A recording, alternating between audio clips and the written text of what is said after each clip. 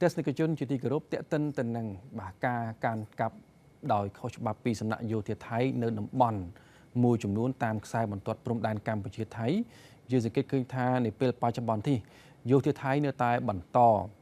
សកម្មភាពកាន់កាប់ដោយខុសច្បាប់បើទោះបីជាមានការតវ៉ាពីសំណាក់រាជរដ្ឋាភិបាលកម្ពុជាតាមរយៈយន្តការច្បាប់អន្តរជាតិជាច្រើនលើកច្រើនសារក៏ដោយក្តីក្នុងនោះក៏មានតំបន់ប្រាសាទតាម៉ុនធំចំពោះរឿងរ៉ាវនេះខ្ញុំបាទសូមធ្វើការជជែកពិភាក្សាជាមួយនឹងអាយដាមអ៊ិតសថារដ្ឋលេខាធិការប្រចាំការនៃរដ្ឋលេខាធិការដ្ឋានកិច្ចការព្រំដែនដែលអាដាមក៏ជាអ្នកជំនាញជាន់ខ្ពស់ផ្នែកកិច្ចការព្រំដែននិងមានបទពិសោធន៍ជាច្រើនឆ្នាំទៅលើរឿងរ៉ាវនេះផងដែរអាដាមអាចបញ្ជាក់ជូនសាធារណជនបានជ្រាបផាន់ទេពាក់ព័ន្ធនឹងប្រាសាទតាម៉ុនធំព្រោះថាបើតាមឯកសារដែលបន្សល់ទុកពីគណៈកម្មការព្រំដែនបារាំងសៀមជាពិសេសគឺផែនទីមាត្រដ្ឋាន1លើ200,000និងកំណត់ហេតុបោះបង្គោលរបស់គណៈកម្មការឥណ្ឌូចិនសៀមឆ្នាំ1908និង1919បានបញ្ជាក់ថាប្រាសាទតាម៉ុនធំស្ថិតនៅក្នុងទឹកដីកម្ពុជាសូមអាដាមអាចបញ្ជាក់ជូននៅក្នុងទស្សនវិជ្ជាផ្នែកច្បាប់និងបច្ចេកទេសបាទសូមអរគុណលោកចំណានដូចខ្ញុំបានជម្រាបជូនកាលពីពេលមុនហើយកន្លងមកនេះពាក់ព័ន្ធនឹងអធិបតេយ្យភាពលើប្រាសាទខ្នាដែលក្នុងពេលនោះខ្ញុំបានបង្ហាញផែនទីមានខ្សែព្រំដែនជាខ្សែចម្លងចេញពីផែនទីមាត្រដ្ឋាន1លើ200,000ដែលជាលទ្ធផលនៃការងារខណ្ឌសីមារបស់គណៈកម្មការកំណត់ព្រំដែនឥណ្ឌូចិនសៀមហើយនឹងខ្សែព្រំដែនដែលគូសជាឯកតោភាគីដោយថៃនៅលើផែនទី L7017 បាទមាត្រដ្ឋាន150,000ដែលបង្ហាញថាប្រាសាទខ្នានេះស្ថិតនៅក្នុងទឹកដីកម្ពុជាឥឡូវនេះយោងតាមខ្សែព្រំដែនដែលយើងបានគូសចម្លងចេញ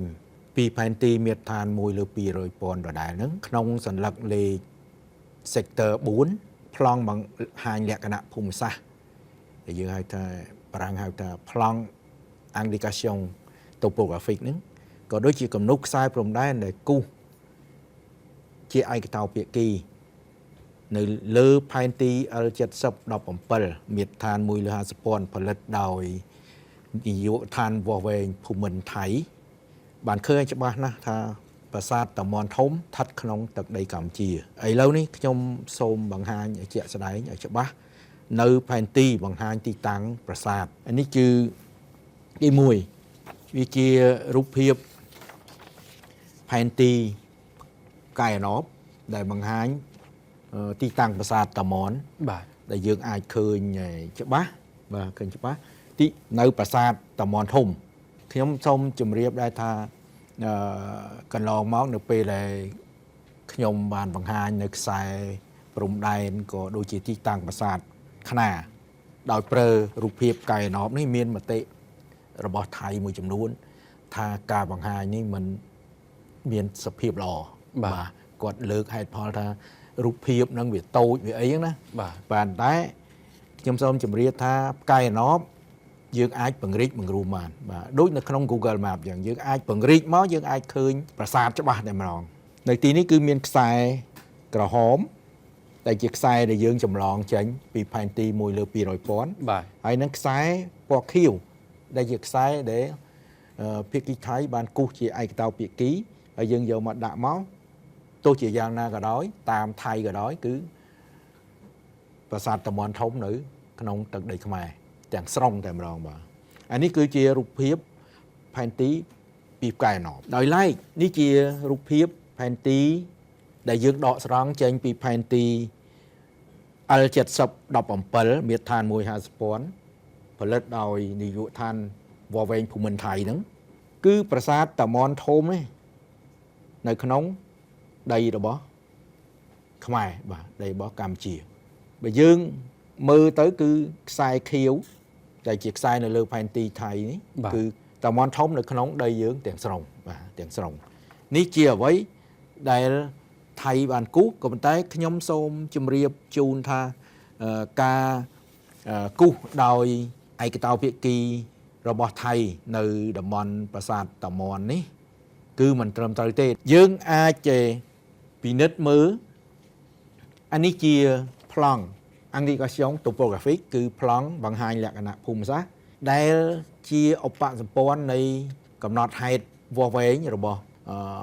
គណៈកម្មការកំណត់ព្រំដែនឥណ្ឌូចិនសៀម បាទ នៅឆ្នាំ 1908 នៅក្នុងនេះបានបង្ហាញច្បាស់ណាស់គឺប្រាសាទតាម៉ុនធំស្ថិតក្នុងដីកម្ពុជានេះជាផុសតាងគឺជាសាក្សីដែលយើងអាចយកមកធ្វើជាអំណះអំណាងដើម្បីបង្ហាញអំពី